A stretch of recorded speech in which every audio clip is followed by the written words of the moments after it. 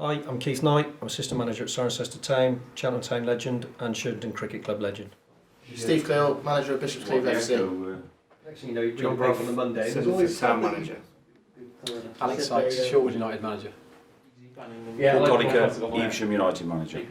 Let's talk about Gloucester City for a bit, because you all know Tim and what they've had to go through with the floods, the financial problems. Keith, you run the club basically, didn't you? After one of the previous floods, you and Chris Burns were in charge when the club was sort of recovering from one of the floods. And do you think they should battle on at National League North level for as long as they can?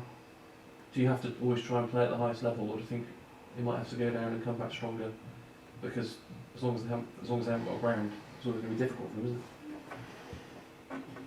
isn't it? Me? Cool. Well, I think the people that run the club and the manager are absolutely fantastic to be where they are with the circumstances that they've been through. What you're saying is that you think possibly they should do a Hereford or Rushden and Diamonds or something like that, which has its benefits obviously. But then again, are you shortchanging the supporters? They've struggled for the last couple of years in the Conference North because it's a very competitive league. They're doing a lot of travelling, as we've already said, is difficult in our league. So, going to Workington and places like that on a Tuesday night, I certainly wouldn't fancy that. So I think they're better off carrying on where they are. But sooner rather than later, they've got to get back into Gloucester in a stadium, a new stadium or their old stadium, because they can't keep throwing money at Cheltenham rent-wise, because sooner or later it just doesn't become viable, I would assume, because the crowds aren't huge. They're decent for their level, but it's not as if they're inundated with money every week, so it must be sort of hand to mouth every week, I'd have thought. So they need to get back home, and the people on the council of Gloucester need to wake up and see that and get things organised for them. Yeah. Alex, what was it like when you were there? Because there are some great people basically keep the club going against all the odds, really, aren't they? Yeah, massively, like Keith said, Tim, and everybody behind the scenes who work, Mike Dunstan now, doing hours and hours and hours of work, and I know the amount of work that's already gone into that, the numerous planning applications and everything else that's come with that. But just to go back to your question about is it better if they went down, having been in that team that got out of that league, I think, and any of us would probably agree with that, I think you've got to try, as a player, a manager, anybody associated with the club, you want to be at the highest level you possibly can. So I appreciate, certainly for the last 8 years now, it's been horrendous trying to play away from Gloucester, for those fans especially.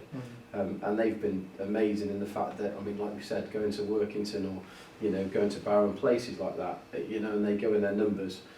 I think, it's a massive pat on the back to them, but they've got to get back to Gloucester and got to do it sharpish. And even the logistics of being at Cheltenham, if we're thinking about all the questions about the 2 Cheltenham games back to back, you've also got all the Gloucester games, so probably the groundsman's tearing his hair out because you need to get every single game on you possibly can.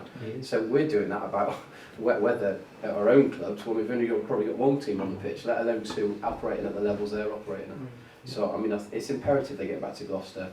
The sooner the better. I know they're trying to move hell and high water to get there, but definitely stay in the same league and play at that top level, the best level they possibly can. And like I said, Tim certainly and Boris before have done brilliantly to keep at that. But the longer they're at a high level, like John said, it benefits us probably a little bit more because we can lean on them because they haven't got necessarily the wherewithal to send those players out to other places, and getting some young lads especially, I'm with Cheltenham with Forest Green, I know Paul's had a couple of Forest Green comes in, it just helps them because they play men's football like John said, and it toughens them up a little bit and they get some competitive football rather than, and this is no disrespect to any of those leagues, but certainly some of the reserve leagues that have played it, I think some of us could probably still play in that. It's nice tippy-tappy stuff and it's not necessarily the hustle and bustle and the brutality, if you like, that we get in the Southern League weeks.